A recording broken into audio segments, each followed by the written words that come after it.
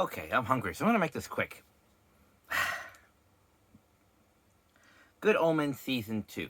Now, after the success of Neil Gaiman, I think it was, the guy who made Sandman, I think. I guess I'm getting my facts wrong again. I've been getting that a little bit wrong as of late with the Ladybug and the Paul Rudd. Sorry, it was Paul Rubens, who was Pee Wee Herman, not Paul Rudd. Sorry, I'm getting my Pauls mixed up, much like people do with their Chris's. So, yes. Good Omens Season 2. I'm sensing some corporate mandate with this one. A little bit of intersected, not necessarily wokeness per se, but, some corporate, post-it notes. You know, some little bit of corporate meddling. Where okay, you know how the dynamic between, because that's pretty much like was half the story right there, was the dynamic between the two angel leads, or fallen angel leads, whatever. Um, you know, it was their dynamic which was so engaging. Um, you know, it was the whole story arc of season one was basically them kind of more. I guess the only other term to use is falling in love. Because they had such a good dynamic where it's like, we choose to be on opposite sides, but have a lot in common. We're both pretty likable. They like them. And even though the characters are portrayed by two guys and the characters are portrayed as male, the thing is that the divine and the demonic don't really. It's not really much of a definition. Not like it is with the mortals. You know, there's a reason for that. It has its place with the angelic, and the demonic doesn't. It's just window dressing. It's just there. It has no real function. There's no real definition to it. It's just something they happen to be or present themselves as. So having the story arc from season one coming to an end where it says, yes, they fall in love at the end. They love each other. Okay, sure, fine. As more of a platonic bromance than anything else. And that was fine. I loved it. I still love it. For what it is, it's a good story. It's a good ensemble piece. It's a good type of love story. It's good.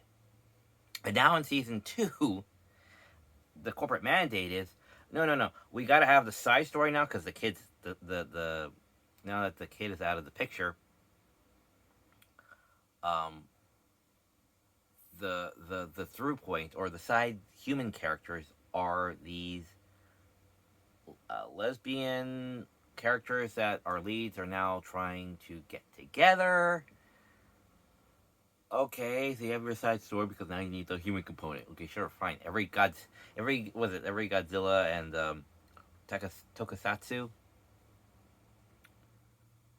Yeah, Tokusatsu. I think it was giant. Was that giant robot or giant monster? No, Tokusatsu is giant robot. The other, the other one means giant monster. But your Godzillas and your Gammas, always needs a Kenny, or the human story parallel. Anyway, so it's like, sure, fine, okay, sure, whatever. But then it's like, oh no, no, and this time we're gonna have it so that they actually have a romance. I thought we already had the romance. They've already been together, but then it sets it up that somehow the dynamic hasn't gone far enough. Hasn't gone the complete arc yet. Like it stopped somewhere over here. It was like, no, no, it was fine the way it was. That was far enough because their gender doesn't mean anything. And now all of a sudden it's like, no, no, their gender kind of does mean something because now it has to be a physical romance love rather than a bromance love. It's like, but it's fine. It all right, they want to take this to no, we have to say this on screen. We love each other, and it should be a romance. That's where we should be, but we haven't developed character-wise to get there. It's like trying to fix something that isn't broken. That whole thing. It's like, it was fine. They could have just stayed the same and had the side stories the entire time, but they got to keep up the drama between the two characters, between all characters. Well, the four ensemble cast. So they have to say, no, no, no, they're not here. No, they're more over here because there's still a ways to go. They got to confess their love, and they need to kiss on screen. No, they didn't need to. It seemed completely unnecessary, contrived, and forced as a plot point, as a story development, as an arc to continue on. It's like, no, they were fine the way they were. They didn't need to redefine their relationship status. They were already together. They were already in love. Did they confess it to each other? No. Did they really need to? No. They're already together. They're already... Because at the end, they kept saying, you and me together. We don't have to go back to our mutual sides. We can just be separate from all this, from the war and the balance, and just be ourselves like the other two were. It's like, you already were. Remember? You were already on the out together. And now you're saying, let's be out. You'll be on the out together again. As if somehow you weren't already. It's like, but it has to be defined as romantic out and not bromance out. You see what I'm getting at here? It's more of a platonic now, because now their gender has to mean something. Now there has to be a romance. That's just a dynamic. Now it's a defined dynamic. It's a romance. And it just feels needless, honestly. It just feels needless. And yes, it's to set up for the season 3, for the second coming. Okay, sure, fine. It's more just to stoke up the hype, build the drama, Gotta leave it off on a cliffhanger, emotional note, And it's like, oh, jeez. We're doing this now. It just feels very cliche to do that to characters. It doesn't feel natural. Doesn't feel progressive. It just feels like, let's rebuild up that molehill, a little higher before before the credits roll, in order to get that stupidly emotional, tension before it's ultimately, resolved in the next installment. It's standard, writing writing class 101 thing. It's like, and here's what you do here before the end credits. It's like, yes, it's a writing tactic. Do you really need it? No. But you gotta hook in your audience. You gotta build up the tension. And it's like, no, they were fine. They were fine the way they were. So now we have more drama. It's better than it was last season, because now it's a defined dynamic. Oh, yeah, like, they really needed that. The story really needs that. No, the story does not need this clarification, forced romance in it. It's like, it was fine. They didn't have to be romantically involved. They could just stay socially dynamically involved. That was fine. These angelic beings, they don't need to have romance in their life. They just need the people they love in their lives. It doesn't have to be a romance. It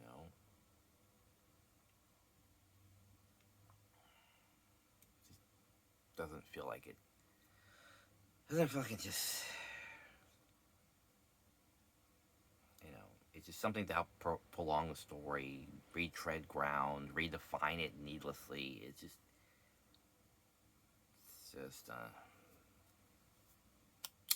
doesn't need it. The whole thing with the fly, you kind of knew something about a fly, and everything else, so it wasn't really too much of a shocker later on. And the story had its, managed to keep its tension, its mystery going pretty well, but the end result was, it was a forbidden love after all. Okay. Oh, and it was also a forbidden love after all for them too. And them too. Yeah, so we got three. We got three storylines going about forbidden love, romance, and it's like, okay, do all three pairings need to do that? Well, apparently so. It's like, no, they were fine.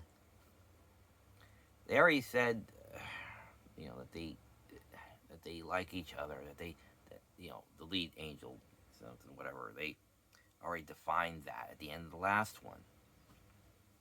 It's like, we can now just be friends. We can finally just be together without having to hide it, because we're on the out. We're out. We're free from this stupid thing.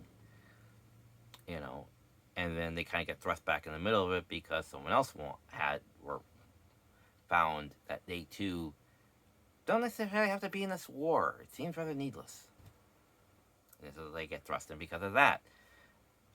And then why not some human romance on the side? It's like, okay. So all this is about, you just want to be out of this stupid war. It doesn't mean anything. And you found somebody on the other side of your opposition that you like. You kind of just stumbled into a romance. Which I'm all for. Sure, fine. But that feels like, yeah, this season, yeah, everyone romance. That's the thing. The forbidden romance with your arch enemy, or whatever,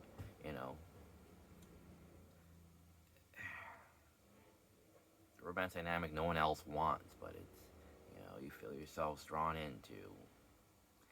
And it just feels like, okay, and then but everybody does that. It's like, why? You can still have the different dynamics. Not everyone has to have the romance, in this. The other two I understand, but you have to realize it was already established in the end of the last season that they're already in the romance. They're not romance, but in the dynamic. They're there, finished. Their story arc is done.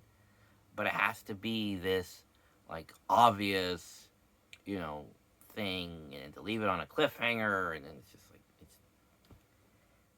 like, it just feels needless, honestly. I'm going around in circles. I'm hungry. All right, well, leave it off there. I guess I can't really redefine this or clarify this any further. But despite the forced mandate, which I'm pretty sure this story is, forced corporate mandate, it is still incredibly well acted, very imaginatively written. Of course, they do make quite a few Doctor Who references, and not references, but not callbacks, but drops or something. But there's some there's like 3 different Doctor Who stuffs in there, and I'm not entirely sure, but I even think they're even filming in the same location. I think, or just could be designed that it looks similar. But anyway, yeah. So there's some Doctor Who stuff in there. No sonic screwdrivers or anything like that. Don't worry. No TARDIS. Though that one door does kind of look like the TARDIS, kind of. The elevator thing. Anyway, so yes, despite everything I've said, it is very well acted. It is still a very good story. It's its plot twists and mysteries are, fair. It's okay. It's not like Poirot or anything. It is just a good, decent enough story, or mystery wise. But yes, it's a well told story, well acted, and it feels like a continuation of the first, story. Where these characters are now. But it kind of does feel like they have to be forced into revealing, like, well, we confessed our love, why don't you? It's like, they already did. They already have. They've been having this dynamic. But it has to be spoken. It has to be discussed. Really? It does? I don't think it does. It's already spelled out. These 2 characters love each other. But they have to be taught a lesson by the humans to state they're in a romantic dynamic. That could be, that's what they both want. It's like you kind of already have, but it has to be stated. Okay, I guess, or that's just me being a guy. I don't know. Sounds like a very guy thing. It's like it's kind of already right there. Like, do you need me to say it? I hear that quite a few times. But in stories, in stories. But yes, despite minor hangups I have with it in story wise and plot development and resolution and cliffhangery, yes, I still recommend it as a good as a good story to watch. Very imaginative. Nothing looks cheap. You know, it was all handled and done pretty well and professionally, except for the corporate mandates of the general theme of the season. But I'm looking forward to next season. I'm still looking forward to next season. I'm still hyped for that, and we're probably going to get that next year. And yeah, life goes on. And I am hungry. I'm going to get me a burrito. All right, take care. Bye.